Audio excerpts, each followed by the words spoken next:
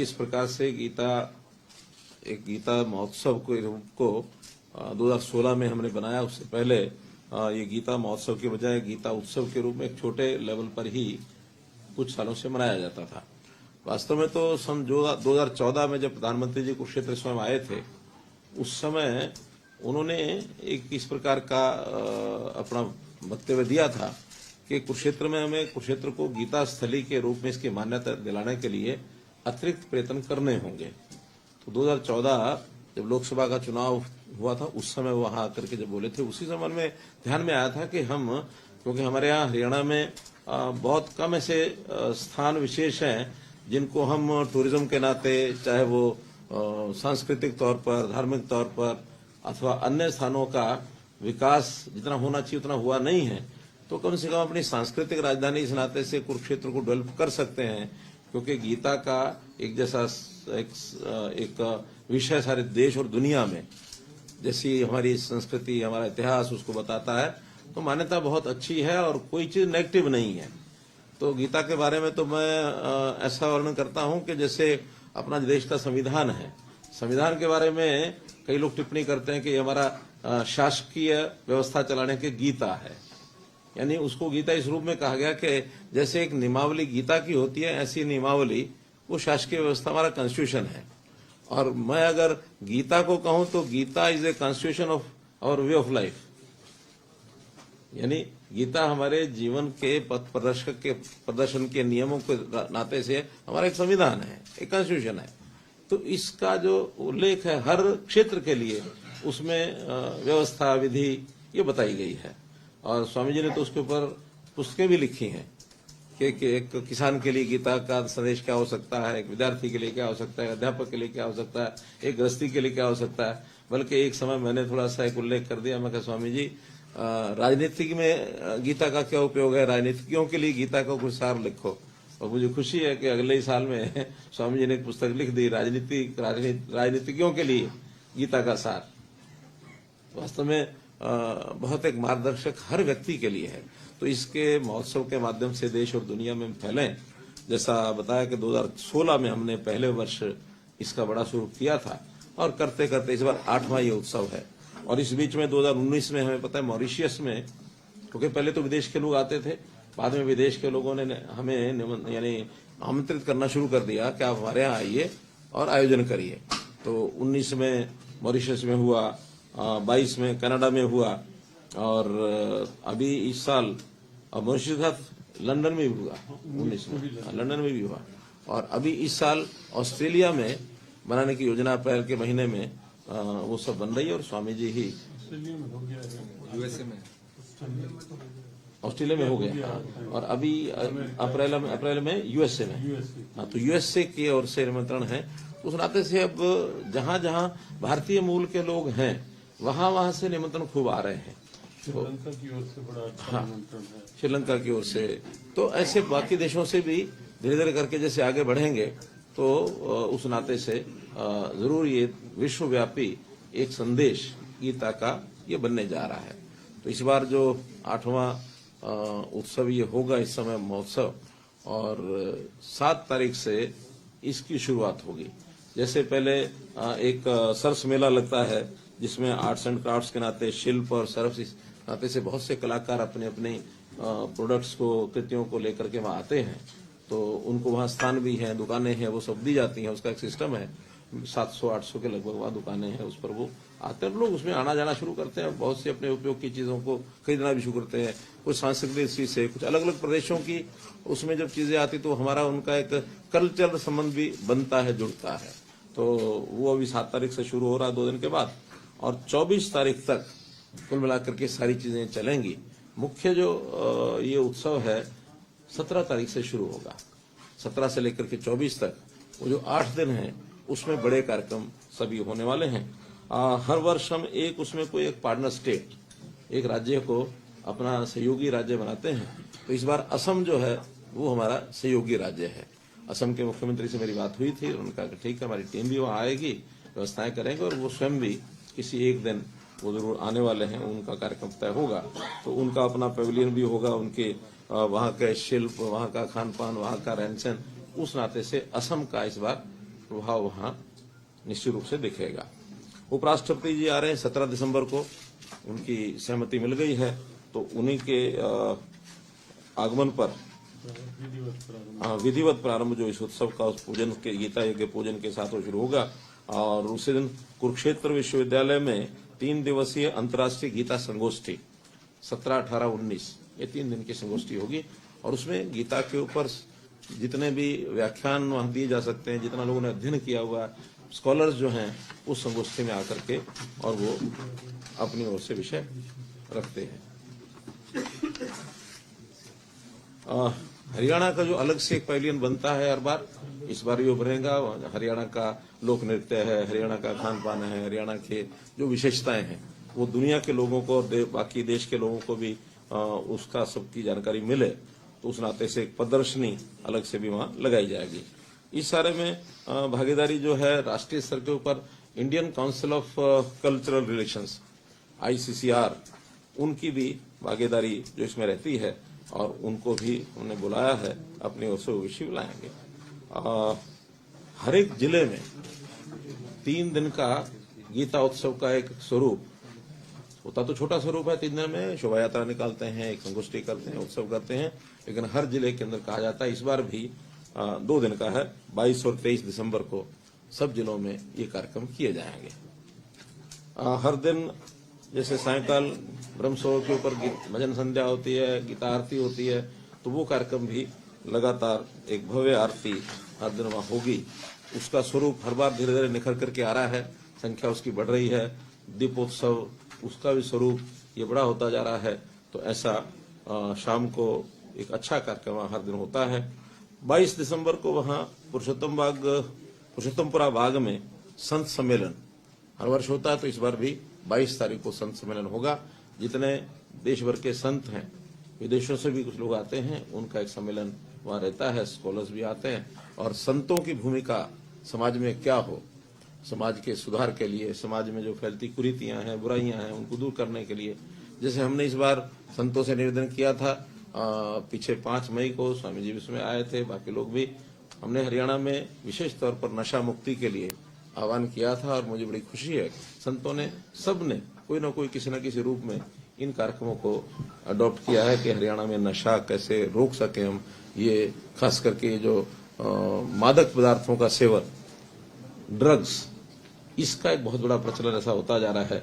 इसको रोकने के लिए भी मैं आशा करता हूं, मुझे पता तो नहीं है कि संत सम्मेलन विषय क्या क्या रखे हैं, लेकिन एक विषय जरूर वहां उस दिन रखा जाए, ऐसा मेरा स्वामी जी से निवेदन है। इस जो हमारा कुरुक्षेत्र है, इसका जितने भी महाभारत के समय के स्थान हैं, 48 कोस में ये स्थान फैले हुए हैं। अभी तक 134 स्थानों की एक सूची थी, लेकिन 2 साल पहले और नए स्थानों की खोज भी हुई। इतिहास में, साहित्य में बहुत चीजें लिखी हुई, 30 नए स्थान जोड़ करके अब वो स्थान 164 हो गए हैं। तो ऐसे 164 स्थानों पर भी वहां ग्रामीण क्षेत्रों में समितियां बनी हैं। हर जगह पर सरोवर है, हर जगह पर मंदिर है, हर जगह पर विकास की चीजें चल रही हैं। KDB के माध्यम से बजट कुछ जो इनको देते हैं, ये भी जहां आवश्यकता होती है वहां निर्माण कार्य कराते हैं। तो उस दिन उन सब 164 स्थानों की जो समितियां हैं उनको भी बुला करके और एक सम्मेलन जो उनका 23 दिसंबर को ये कुरुक्षेत्र विश्वविद्यालय में उनके समितियों के जो प्रतिनिधि आएंगे। और विशेष बात यह है कि उनको कहा गया कि अपने अपने तीर्थ की मिट्टी और जल वो लेकर आए। बाद में ऐसा भी विचार है कि उस मिट्टी और जल से भगवान श्री कृष्ण जी की एक बड़ी प्रतिमा ये बनाई जाए और कुरुक्षेत्र में ही स्थापित की जाए। इस प्रकार का एक आह्वान उनको किया है। 23 को ही दोपहर के समय, जैसा हर वर्ष करते हैं, इस बार भी 18,000 बच्चे सामूहिक सांघिक गीता श्लोक उसका उच्चारण करेंगे। और उसमें अब हाँ स्थानीय तौर पर तो होंगे ही, ऑनलाइन जुड़ा हुआ होगा कार्यक्रम, बाहर के लोग भी उसमें साथ जुड़ करके उसी समय वो या तो उसके दर्शन कर सकते हैं, देख सकते हैं, सांघिक बोलना हो तो बुलवा भी सकते हैं। लेकिन स्थानीय तौर पर वहां मैदान में जो थीम पार्क है कुरुक्षेत्र का, 18,000 बच्चे सांघिक गीता का श्लोक, गीता पाठ ये सब करेंगे।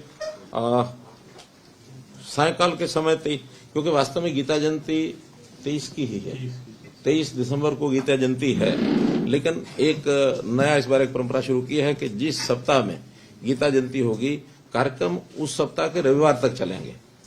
तो 24 को क्योंकि रविवार है इसलिए और लोगों का फुटफॉल ज्यादा आ जाए, बाद में भी लोग आते हैं तो कम से कम बाकी चीजें उस दिन सामान्य कार्यक्रम होते ही हैं, गीता यानी आरती भी होती है, वो सरस मेला बाजार वो सारे लगे होते हैं। और उस दिन भी हमें उम्मीद है कि संडे रविवार होने के कारण से लोग काफी आएंगे। तो विधिवत तो गीता जयंती का दिन है 23 दिसंबर, लेकिन समापन इसका होगा 24 दिसंबर को। तो 23 दिसंबर को ब्रह्म सरोवर के ऊपर दीपोत्सव होगा और उस दीपोत्सव में भी प्रदर्शनियां भी वहां होंगी और बड़े मात्रा में दीप जलाए जाए। तो उसकी संख्या तो कोई निश्चित किएगा नहीं, ये कोई अभी नहीं। क्या केडीबी ने कुछ किया? 1 लाख के करीब दीप वहां जलाए जाए। अलग अलग संस्थाओं को कहा जाता है, उनको घाट और उनका एरिया बांट दिया जाता है कि वो अपने एरिया में आकर के कोई 1000, कोई 2000, कोई 3000 जितने दीपक वहां जलाना चाहें वो लाके अपने अनुयायियों को लाते हैं, या कुछ विद्यालय कॉलेज वो भी होते हैं, अपने बच्चों को लाकर शाम को। और एक अच्छा दीपावली का जो माहौल होता है वो दीपोत्सव का कार्यक्रम 23 तारीख को होगा। एक ऑनलाइन गीता प्रश्नोत्तरी जो वास्तव में 26 नवंबर से शुरू हुई थी और वो 6 दिसंबर कल तक चलने वाली है। और उसके अंदर भी लगभग जो ऑनलाइन उनका रजिस्ट्रेशन हुआ है 70,000 लोगों ने उसमें अपना रजिस्ट्रेशन कराया है, वो उसके अंदर भाग ले रहे हैं। अब उसका स्वरूप क्या है गीता प्रश्नोत्तरी का, बताएंगे आप क्या है? उसमें ऑनलाइन माध्यम से भी स्टूडेंट्स के लिए और वयस्कों के लिए अलग अलग प्राइज रखे गए हैं। इसमें 5-5 प्राइज दोनों के लिए रहते हैं और पार्टनर स्टेट आसाम के लिए इसी तरह से दोनों के लिए अलग अलग और। तो ऐसे 20 प्राइज जो है वो प्रतिदिन।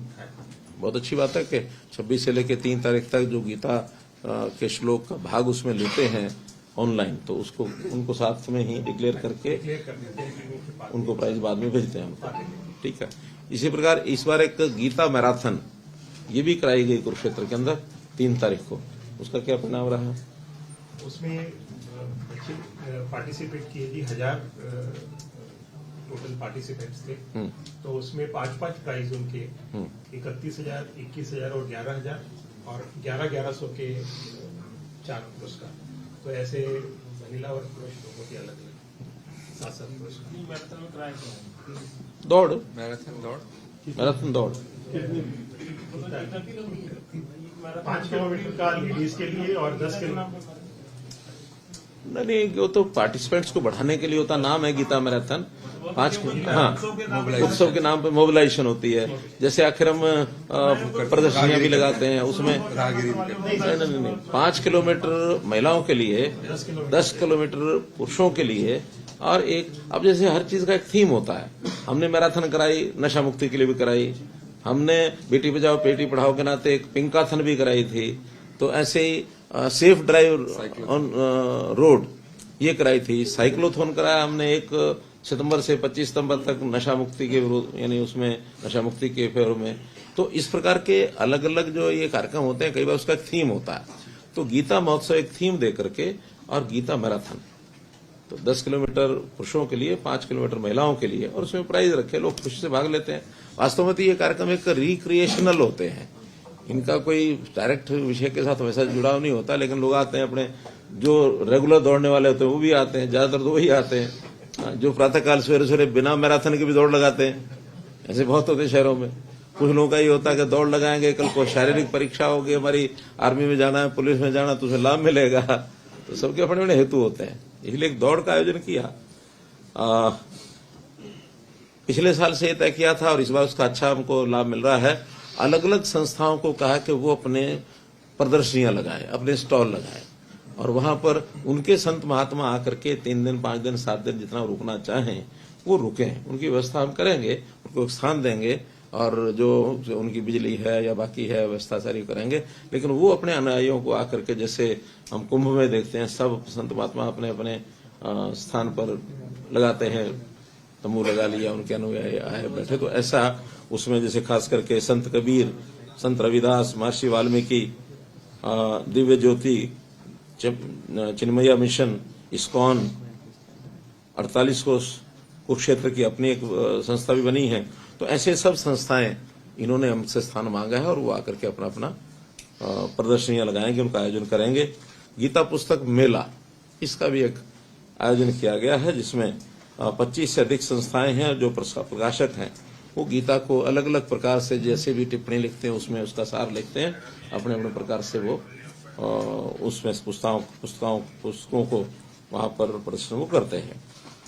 वहां पर बच्चों के लिए, महिलाओं के लिए, या जो लोग फन फेयर में भाग लेते हैं स्पोर्ट्स में, एरो स्पोर्ट्स, जैसे इस बार वो आया ना कि हमने पैसा उनसे लिया है, बैलून वो तो पिजोर गार्डन नहीं, एक वहां भी कह रहे ना कि ठेका उठाया इस चीज का, झूलों का है। हाँ, तो झूले भी अपने आप में वो भी फन फेयर ही है। तो ऐसे फन फेयर मेलों में ये सामान्यतः चलते हैं, आज से नहीं चलते, प्राचीन समय से। जब छोटे होते थे तो दशहरा मैदान, दशहरे का जो मेला लगता था उसमें वो बैठ करके वो झूला झूलते थे, गोल चलते थे। तो ऐसे सब फन फेयर, इसका भी एक वहां व्यवस्था, पैराग्लाइडिंग इसकी व्यवस्था। अभी जो हॉट एयर बैलून की व्यवस्था तो केवल पिंजौर में की है। अब वो थोड़ा सा कॉस्टली है, इस नाते से इन मेलों में शायद उस प्रकार की नहीं उसका रिस्पांस मिलेगा, लेकिन जो सामान्य झूले होते हैं वो झूले झुलाने वाले, और वहां पर बैलून का भी सब किया है इस पर।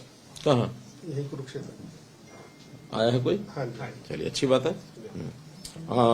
वहां पर जो कलाकार हैं, रंगोली है, क्ले मॉडलिंग है, सांजी है, पॉट डेकोरेशन है, फैंसी ड्रेस है, झांकी, पोस्टर, पेंटिंग, इस प्रकार के भी जो कलाकारों के लिए एक व्यवस्था की गई कि वो अपनी कला के माध्यम से भी उसमें भाग लें।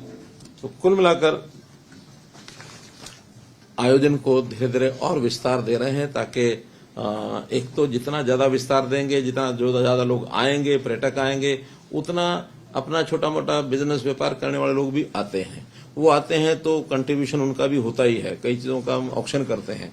और धीरे धीरे अब ये मेला आत्मनिर्भर, यानी आर्थिक दृष्टि से, अपने खर्चे की दृष्टि से सेल्फ फाइनेंसिंग इसकी हो रही है। और ये पहला वर्ष ऐसा है कि जो अनुमान खर्चे का लगाया है उतना इसमें रेवेन्यू इनकम भी आने वाली है, ब्रेक इवन होगा। शायद केडीबी को इस बार कोई सहयोग, ग्रांट आदि न देनी पड़े। वैसे हर वर्ष देते हैं, पहले वर्ष तो कितना खर्चा है अनुमानित? 3-4 करोड़ कितना, करीबन इतने। हाँ, पिछले बार 3.25 करोड़ था। इस बार 4 तक। हाँ, 3.5-4, वो तो डिपेंड करता है कितनी व्यवस्थाएं खड़ी होती हैं, ये सब बाद में लगता है। लेकिन इनके पास जैसा अब रेवेन्यू आया है, चाहे वो स्टॉल्स के पैसे आए हैं, चाहे जो फन फेयर का आया है, चाहे पार्किंग का भी ठेका उठाया है, तो अब जैसे जैसे उनको इनकम होती है उस हिसाब से अगली बार ज्यादा आते हैं वो। तो इस बार जो आया उनका ठेका बढ़कर के आया है, तो हमें लगता है कि इस बार शायद अपने पैरों पर ये मेला खड़ा हो जाए। और मेले वास्तव में चलते भी तभी हैं लंबे जब अपने खर्चे को अपने आप निकालें।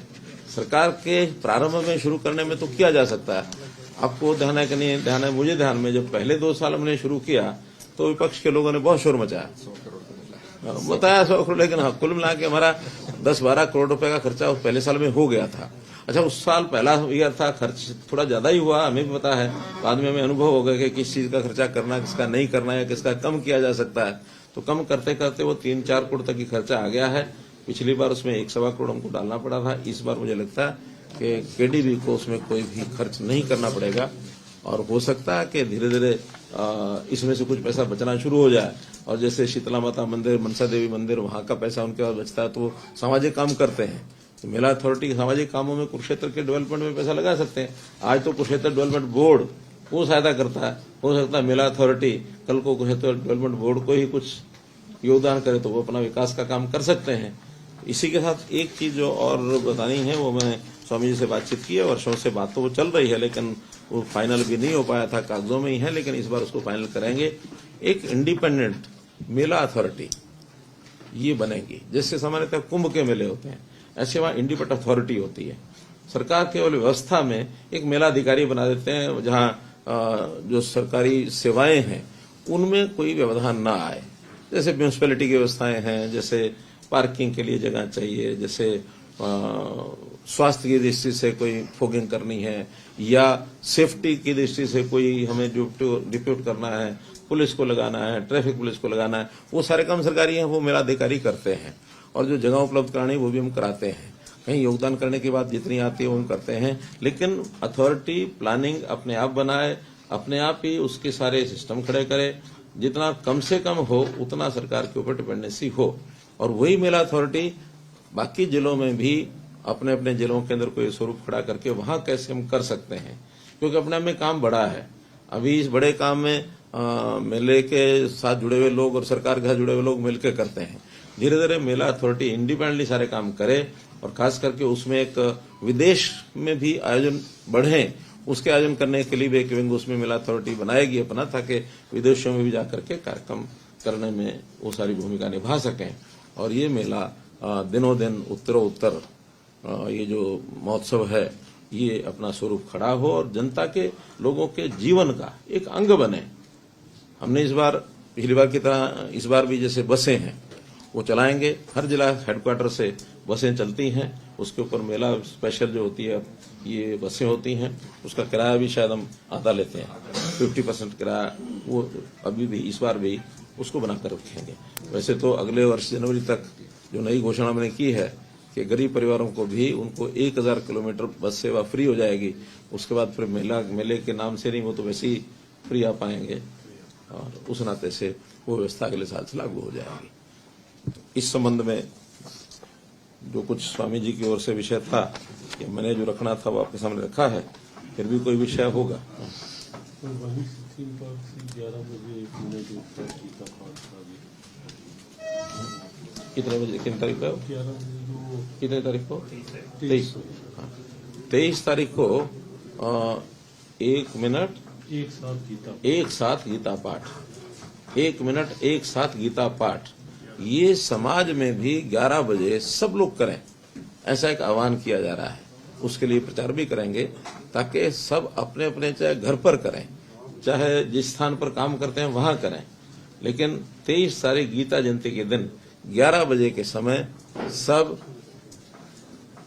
एक साथ गीता पाठ, यानी 1 मिनट एक साथ गीता पाठ। उसमें कितने श्लोक इसमें होंगे? 3 श्लोक होंगे। 3 श्लोक होंगे उसमें। प्रथम श्लोक, मध्य श्लोक और अंतिम श्लोक।